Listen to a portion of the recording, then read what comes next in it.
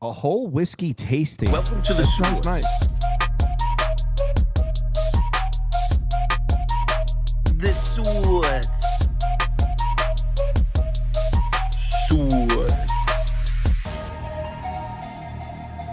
Hey, get the source. My question would be for that. Is there a palate cleanser in between the whiskeys, Lindy? Yes, you have like a water cup. You would have. I feel like that wouldn't cleanse the palate. I would enough. need a little bit more than that. I need like a 7-Up or something. Whiskey's a strong taste in your mouth. So if I'm going to try a second whiskey, I need my palate cleansed. Yeah, so you have like a little water cup. You simply go over to that, and then also did the. So you're an alcoholic. Okay, that's cool. That makes more sense now. I'm an adult. We started talking about this before we went live. So for those of you that Lindy just came back from Scotland or Ireland or I don't know. Who cares? Yeah, somewhere. And he was telling us about he did in Dublin. He did a whiskey tasting. So anyway, Lindy's back. He's back in the house. He's back talking Seam again. I saw you tweet out. You're like, due to popular demand, I will make a playoff video. That was a good one. Yeah. Had to let the people know it's time. It's time. We're back to work. We got 2 games tonight, and this one starts in 8 minutes. So I figured we'll put it up. You guys want to do a rapid fire thing? I mean, it starts in 6 minutes now. Go ahead, Lindy, you're first. I have nothing from this one. It's a terrible game to be betting. Obviously, if you expect runs, you are sorely mistaken. I think the under is going to be the lean that I just continue on. This thing continues to get pummeled, though. And, I mean, we're talking 6.5s here. We know the quality of the bullpen, specifically the Cleveland side. And then both going up against just dynamic southpaws. Matt Boyd, we don't have a ton of sample size on this season, but he's been, for all intents and purposes, awesome. And then Tariq Skubal, I don't know the adjectives that we can have for this guy at this point in time, going up against a Cleveland lineup that I don't expect 5 runs in the first this time around, that's for sure. But if you made me do anything here, I think just similar to I was getting the plus money with Detroit there, had a small loss there in game 1 that was over immediately in that first inning. But I would be leaning towards the Cleveland side. If you absolutely had to have something on this one, I'd be leaning towards the under as well, but no play for me whatsoever in this. Leaning towards the Cleveland side. The thing is, yes, in the second half of the baseball game, Cleveland has the massive advantage because of the bullpen, but how big of a sample? I mean, Skubal's going 7. Like, I don't know. I kind of want to take Detroit, honestly. Toast? Yeah, I would agree. I would agree with the under. I personally don't want to deal with anything with the total here. But I will be back in Skubal in the first five run line. I got it at plus 110 last night. I just couldn't pass that up. I was also on Detroit in the first game.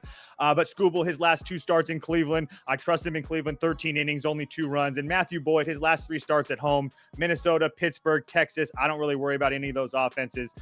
If Detroit can't get a couple off of Matthew Boyd and Skubal hold this offense down, it is what it is. But I'll take my chances at plus 110. So that's plus 110. That seems like a very affordable price for a first 5 run line with Skubal. It got bought down. I mean, a little bit, but okay. All right. Now let's get to the game people actually have time to bet because that one's going to be starting in just a minute. Royals Yankees. Me and Toast talked about this last night. I kind of like the Royals. I haven't bet it yet. I think Toast actually did bet the Royals on the money. Oh yeah. So I got a full unit. You like Reagan's more than Rodon. And you like the Royals bullpen, even though it's not even great, but it's better than the Yankees. First 5. Oh, first 5? I'll be taking Royals money line. You can put for me, Prop Beaver. I'll play with you. Go ahead, Lindy. I'm curious. Cole Reagans is your guy, so I'm curious to see where you fall on this. Yeah, Cole Reagans is my guy, but I like the over more than anything. It's even money at Bet365 if you have access to that. Minus 102 at DraftKings, more public book. No problem with that as well. 7.5 being the total here. Winds blowing ever so slightly out to right. But I'm looking at the prop market here big time in addition to that total. So I like the over 7.5. I jammed the 7.5 there for San Diego and LA for the game 1 there. That was so fun just having that thing cash in the top of the third. But this is the second total now that I've had here in the MLB playoffs. Been basically on sides and kind of being total agnostic, if you will. But you haven't got on to Fernando Tatis train of free money? No, I did not. No, Fernando Tatis only batting what, 667? Is that good? I don't know. Through the playoffs, through 18. I don't know. I see him and Jackson Merrill hitting home runs. I don't know what to do. Oh, he'll be 0 for 3 against Severino in game 1. Yeah, okay. He can't touch that sweeper. Oh my God! Please get the Mets in. That would be so fun. I'm glad I held off. I almost backed the Mets there in game 2. I did back them in game 1. Obviously, first 5. instant class. Oh, that was a nice cash there too. But the over of 7.5 feels really, really good for me. Cole Reagans. One of the things whenever you start breaking down lefties, you have to remember there aren't as many lefties in baseball from a bat perspective as well, and so they're only facing the best of the best lefties out there. So when you start breaking down only 534 pitches for Carlos Rodon against lefties, for my guy Cole Reagans, 635. Smaller sample sizes than the nearly 2,500 that they both have going up against righties, but they're going to be traditionally better lefties.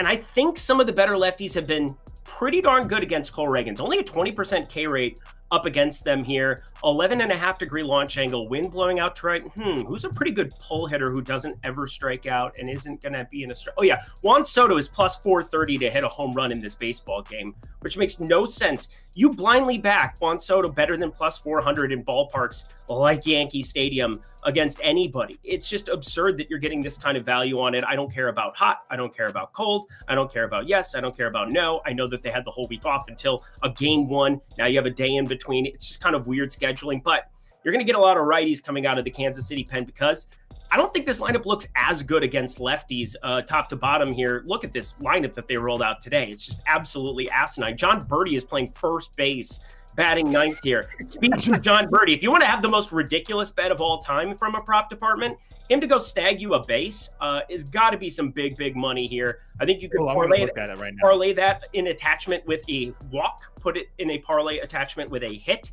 I think John Birdie is somebody that I'm going to be paying a lot of attention to, but Soto plus 430, and then Sal Perez might be the free square, plus 350 to hit a bomb today.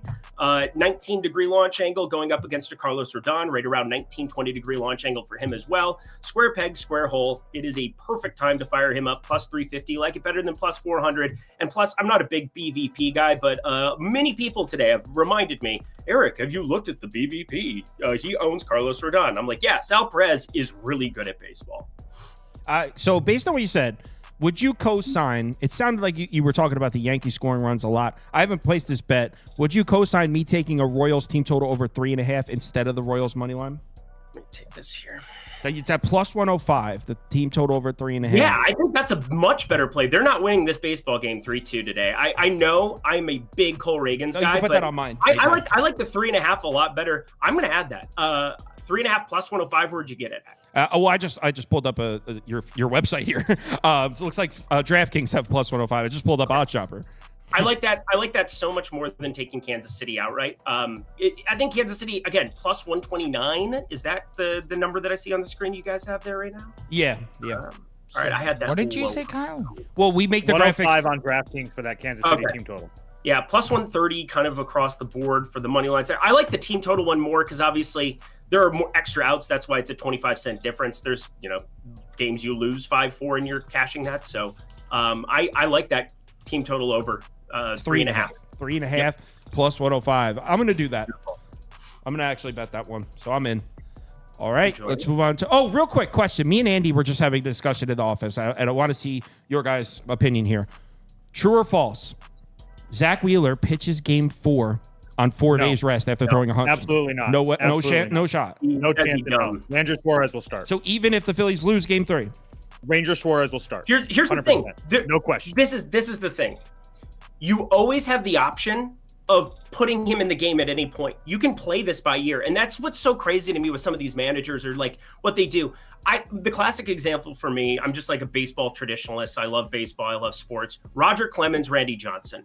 There was no rules about how you're going to utilize Randy Johnson the day after he throws 110 pitches, but it was a situation where you had two lefties coming up against who were they in? Was that against the Yankees? Yeah, it was Arizona and the Yankees. And you have Randy Johnson close out that baseball game because, well, who gives a shit? I need to use my guy. I have the option to use him whenever I want. You can choose to bring him in at any point or in a high leverage situation. That's when I'd want to bring Zach Wheeler in rather than, it's like not like Zach Wheeler is going to be pitching 8-9 innings in that ball game on 4 days rest anyway. That would be insanity. Just get through those first couple of innings, see what you got.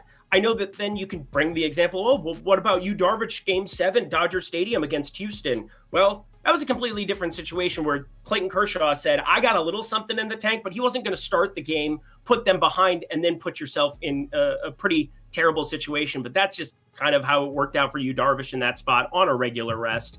yeah, you can utilize Zach Wheeler at any point if you need him, if you really want him. Otherwise, he pitches game 5.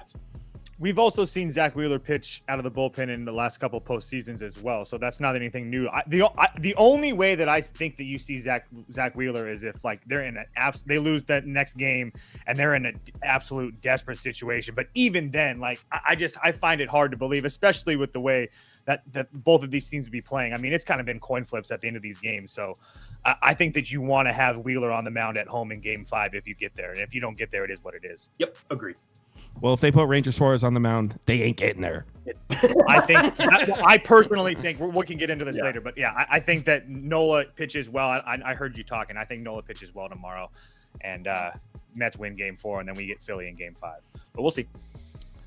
We'll see. Lindy, are you sticking around to talk Monday Night Football? Yeah, we could do that. All right, cool. So prop toast. Oh, by the way, just for the record, I did Bobby Witt 1 scored at plus 100, and I also parlayed him and Sal Perez to get a hit as well. Bobby Witt plus. Say that again. Bobby Witt to score a run at plus 110, and then him and Sal Perez hit parlay. But I posted it all in the Discord, so okay, there you go. Cool. All right, next game. Let's get Prop Beaver on. Talk some football. Whew, yeah, the Mets. We had that one game too, but you can't. If you're a Mets fan, you can't get upset at that because how many times have the Mets grabbed a win where the other team was like, we had that? That's like every win. So, I mean, they've had 3 games that are like ultimate classics within the last week and a half. The Atlanta game 161, the absolute ridiculousness in Milwaukee, and then game 2 there. I mean, these are some of the best baseball games I've seen in forever. I mean, the MLB playoffs could not be better this year. I know. And it's all in the back of the Mets. The Mets are the MLB's darling right now. Loving them some Mets. Man. Are you just crazy nervous for tomorrow? No, my nerves are broken with this Mets team because they keep defying every time I think they should lose. They like when it looks terrible and it looks like the game's over, they keep. So I've learned with this Mets team to just believe because it keeps happening every time. So Prop Beaver's. Oh yeah, just turn the green screen off. It's probably the best. All right, Monday Night Football, Saints Chiefs. You guys know how I feel about this game. I placed the bet early, so I grabbed Saints plus 5.5 super early in the week. It's one of those as we went through the week and I took a closer and closer look at the matchup. The Saints offense, I'm really, really nervous about that offensive line. It's in bad shape. McCoy is going to miss another one, the center, and since he got hurt, I mean, that everything looks different. And I'm not saying it's all because McCoy is hurt, the center, but no question, we've seen such a huge drop-off in the Saints' production offensively in the last 2 weeks. Derek Carr, his average time to pressure, this is crazy, went from 3.05 seconds in the first 2 weeks to 2.3 seconds in the last 2 weeks. That's a lot. That's a huge difference here. That's 25% difference. So the pressure, Derek Carr, significantly less time in the pocket. He's got to get rid of the ball even quicker. He's already a guy that gets rid of the ball fast. This Chiefs team always has a pass rush. Even when they're not playing well, they're getting home. Really don't like that matchup. They're also banged up in the run game. Kamara, it's not 100%. I think Kendre Miller, he participated in the full practice, so he's going to play. I'm a little concerned about that. Now, on the other side, I'm really not concerned because the Chiefs' offense doesn't look right now. And it's not weird for the Chiefs' offense to go through some growing pains for the first couple of months of the season. And the Chiefs' offense does not look right. There's no Rashee Rice. He had been he's the guy. I mean, he's the first read on most pass plays, especially against man coverage. Saints have elite corners. I really think the Saints defense is a really tough matchup for the Chiefs, and I think the Chiefs offense is going to really struggle here. Mahomes has to protect the football. He's going to see some pressure. So that's why I'm still cool with my Saints plus 5.5 ticket, but I also like the under at 43.5. So I think this game finishes 21-20 final score. On a late score, maybe someone kicks a field goal to win the game. Most likely the Chiefs, because they usually tend to be the victor in those types of games. So I like the Saints plus the points and the under based on the fact that I hate the matchup for both offenses. That's how I feel about this game. Lindy? Yeah, I'm with you on the New Orleans side of things, plus 5.5. You make me do anything here. It's an extra day of prep as well for McCoy coming in there at the center position, McCoy being out, McGovern being in at the center position. That's what I meant. McGovern, he's the guy who's filling in for him here. But yeah, McCoy, that's a big difference. I mean, we've seen the 2 weeks with McCoy. He's been like a top 5 graded player in all of football at PFF.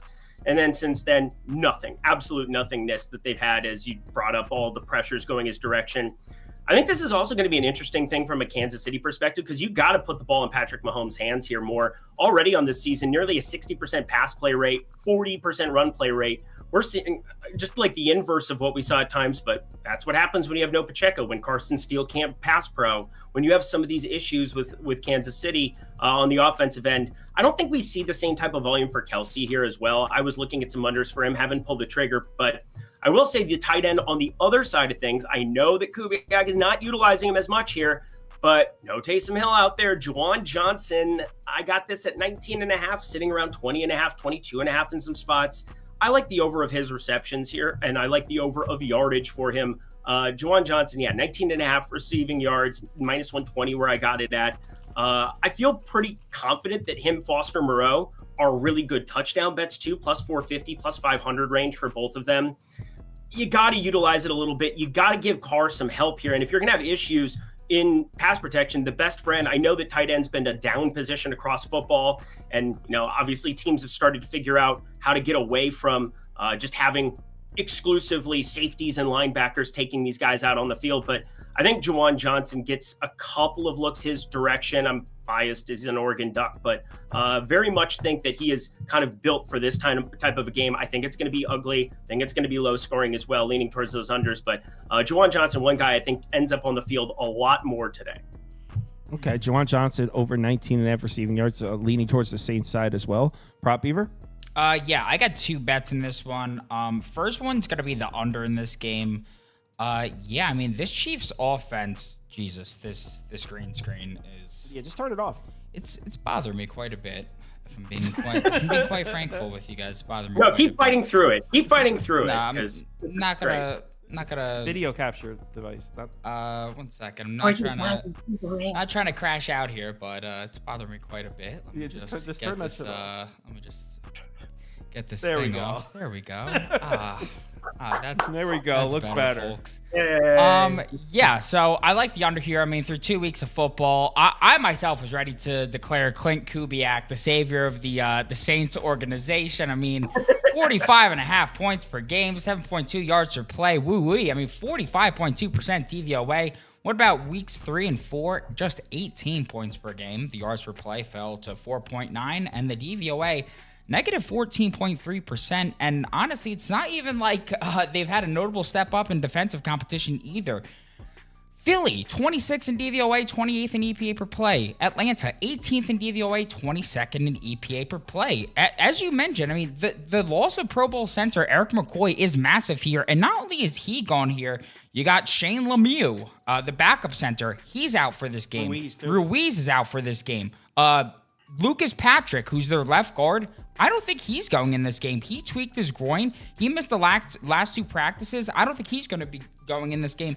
You're going to be missing 3 of your interior linemen here, and this is an offense that leads the NFL in rushing frequency. Oh, and by the way, you're facing a Chiefs rush defense that has completely turned around their trajectory. Last season, this was a rush defense that was one of the worst in the NFL. This rush defense this year has been phenomenal. 3rd in yards per carry allowed, 2nd in DVOA.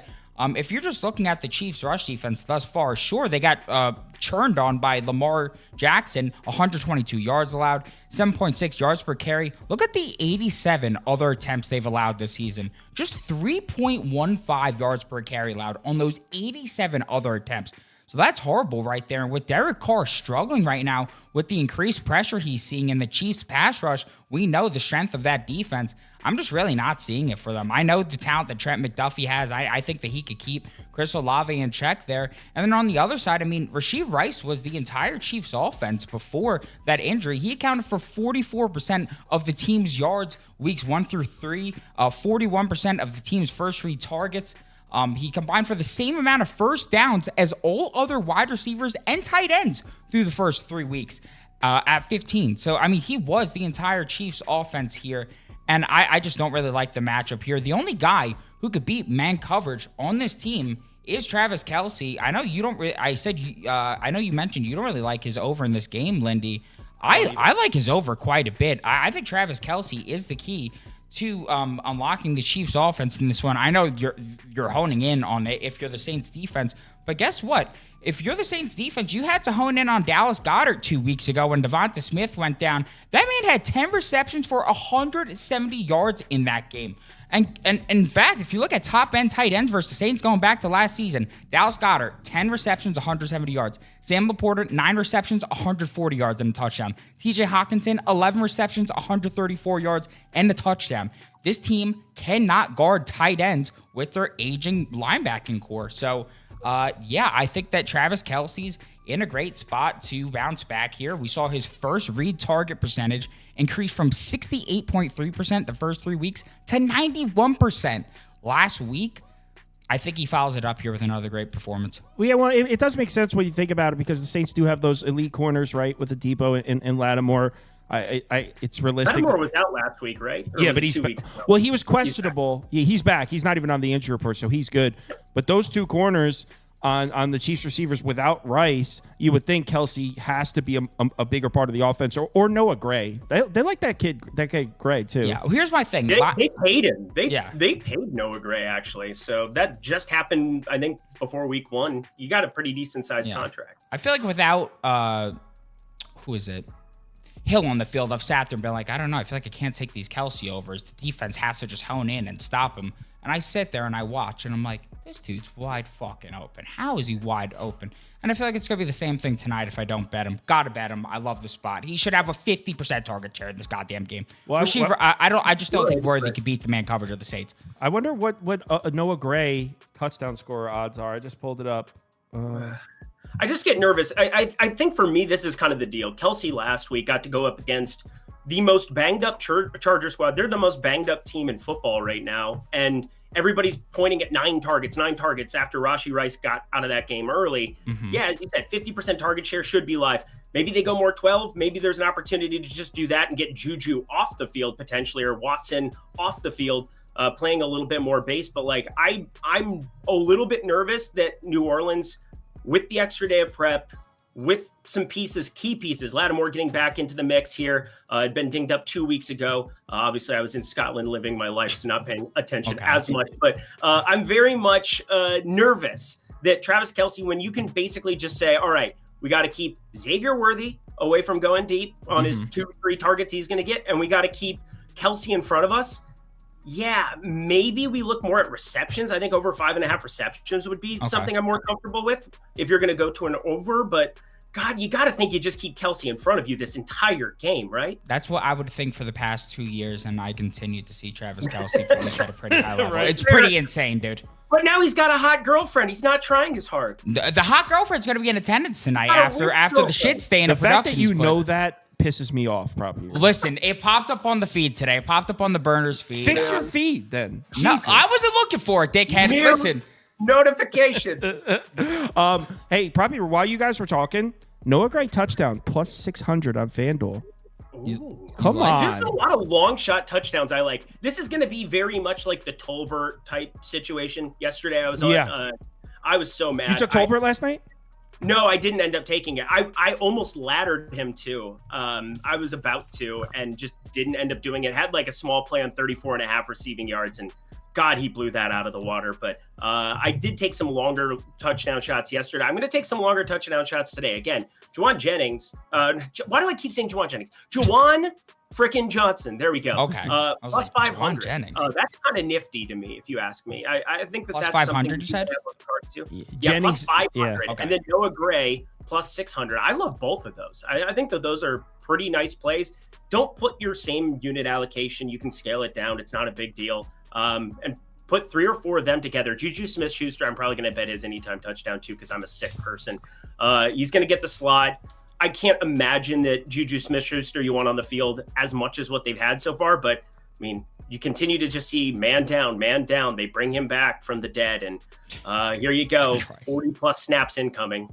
So Noah Gray is 600 Prop Beaver. I see you typing that up, and I like the Noah Gray one too. And then Jennings was 500. Not Jennings. So I like Johnson. those. Oh yeah, okay. So Yeah. Gray 600, Jennings plus 500. How come I don't get a Gray under I me? screwed this up for you guys so bad. I I'll keep get you saying. one soon. You guys, it's just it's a lot. Yeah. So Plus all right, 500. yeah. So Jennings plus 500. I like Gray, All right, now you and got you're not Gray giving me any too. credit for my Gray call. No, I'm gonna give you credit when you get Gray too. All right, and now I got the underdog too, guys, folks. I Yeah. know all of you out there are wondering. He hit. Beaver, are you gonna hit an underdog one of these days, folks? We did it yesterday. We did it yesterday. We were able to hit an underdog.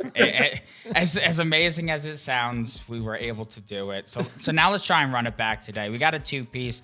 We're doing Travis Kelce higher than 58.5 receiving yards in honor of Taylor's new album. No, I have no clue when that chick drops. Sounds like you do that. And then Alvin Kamara lower than 65.5 rushing yards. I think the Chiefs are just going to hone in on this man and hold him under. So, Lordy B, God bless you, Alvin. I think you're in for a tough one this evening. Yeah, that's pretty much my explanation there. Not much else going into that one, folks. Feeling hot. And then for the promo of the day. Oh, that's not it. That shouldn't be it. Wait. It's Mahomes this tonight. We're updating because it's Patrick Mahomes over a half total yard, my new customers. Don't fray. If you're a new customer and would like to sign up for us, sign up with us. You could go to the map right here. And if you're in these yellow states, well, you get deposit match up to $1,000. Just sign up and use the promo code BET. B-E-T if you can't spell. Bet is the promo code. Yeah, I'm sure Underdog's gonna text me and be like, "These ad reads, bro. Like, ad stop reads. having a Get this kid out of psychopath read them." All right. So everyone, let's enjoy Monday Night Football. Lindy, welcome back. Good to have you back, man. So are you doing your daily? So like for tomorrow's games, are you doing your daily uploads? Like. Yep. Okay, cool. So Nice tight 10 minutes. It'll be super quick. Just 2 games. Obviously, it is so much easier this time of year. And then NBA will start, and it'll be the complete opposite because that is absolute AIDS to my day. But I can't wait for AIDS. It's going to be a lovely set of AIDS. I think NBA gets a bad rap because the end of the regular season is so bad that you forget that you actually had a lot of fun doing it for 4 months leading up to that. But clear the picks off so they can see Lindy's name. Yeah, sorry. I'm sure most of you know who Lindy is, but for those of you that don't know who he is, that's his at Eric Lindquist is his Twitter name, and he does Lindy's Leans, Likes, and Locks daily upload. He uploads it the night before, so wake up in the morning, you get his stuff. Very highly touted. There's a reason we keep asking him to come back. He does a great job, and yeah, everyone, let's have a good Monday night.